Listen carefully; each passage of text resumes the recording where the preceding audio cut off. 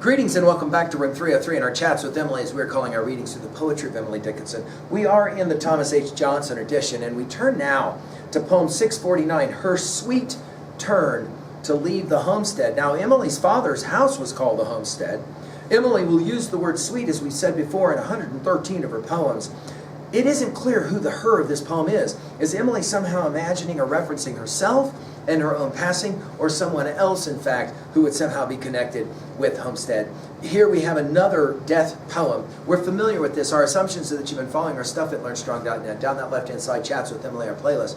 I'm hopeful that you worked through our set of introductory comments where we mentioned the fact that Emily is often musing on death and dying. Some have called her Gothic, and I think that's unfair because she's often, I think, just trying to processing, work through the entire project. I heard a fly buzz when I died, an earlier poem. I'm hopeful that you've worked through those earlier poems. We just finished with 648, Promise This When You Be Dying. And again, that another poem about the possibility of dying. The challenge of this poem is, it isn't clear who we're talking about, but it is obvious that this is a lugubrious poem. It's a sad poem. In other words, there's the marriage of a woman to another person, and then there's the marriage to death. And here we're going to have the marriage to death. Her sweet turn to leave the homestead came the darker way. Carriages, be sure, and guests too. But for the holiday, 'tis more pitiful endeavor than did loaded sea or the curls attempt to caper it had cast away. Never bride had such assembling, never kinsman kneel to salute so fair a forehead, garland be indeed. Fitter feet of her before us than whatever brow art of snow or trick of lily possibly bestow. Of her father, whoso ask her, he shall seek as high as the palm that served the desert to obtain the sky. Distance be her only motion, if 'tis nay or yes, acquiescence or demurral, whosoever guess. He must pass the crystal angle that obscure her face. He must have achieved in person equal paradise. Again, of course, her use of the word paradise makes us think of our Milton, and she obviously knew the poem well. In other words, whoever is looking for this girl, is it Emily? Is it somebody else she's referencing? We'll only find them available in paradise if, in fact, paradise exists, is always standing behind, it seems, this observation. Notice, her sweet turn to leave the homestead came the darker way. There's two ways to leave the homestead. One, of course, is to be married, and therefore leave your father's house, and the other is to die, the darker way.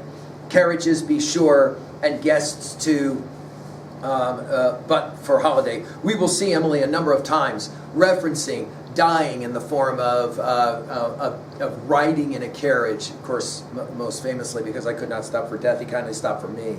She'll talk about riding in the carriage. 'Tis more pitiful endeavor, I think pitiful here is the key word of the poem, than did loaded sea, notice your comparison here, over the curls attempt to caper it had cast away, catching the ocean, trying to catch the waves. Never bride had such assembling. In other words, it's like a marriage, but a marriage that's actually, of course, a funeral. Never kinsman kneel to salute so fair forehead, garland be intended. I can't help but read these lines and think of the final lines of Lady of Shalott, Tennyson's classic. We've given full lectures at LearnStrong.net. She has a lovely face. You'll remember Lancelot says it in the last line. Fit her feet, right?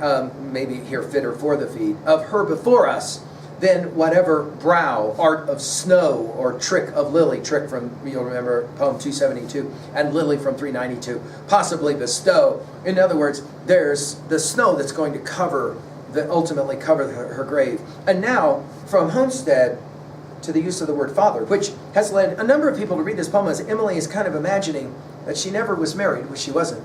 And therefore the only real marriage to leave a homestead would be death itself, or the darker way. Of her father, whoso ask her, in other words, if somebody wanted to actually marry this girl, it would have to go to the father. He shall seek as high as the palm that served the desert to obtain the sky. In other words, the afterlife. Distance be her only motion, if it's nay or yes. You'll remember this use of this word construction with yes at poem 172. You'll remember from our study of 446, she could not find her yes.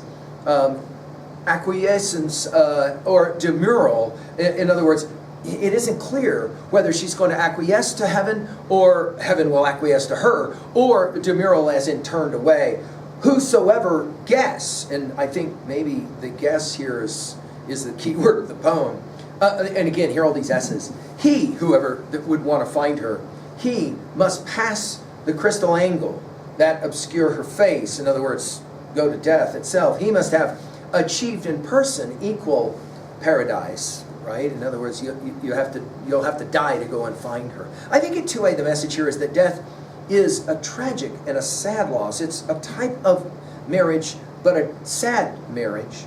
At 2b, well, obviously the question of all questions is who is the her of the poem. And we mentioned at 3a Tennyson's Lady of Shalott, and I think it's a fair way to read this poem. Go back and study what we had to say at learnstorm.net about that poem, and then look at this poem again. I think it will help you. 3b, finally, when was a time when you dealt with a very sad loss? How'd you figure out that kind of emotion? Thank you.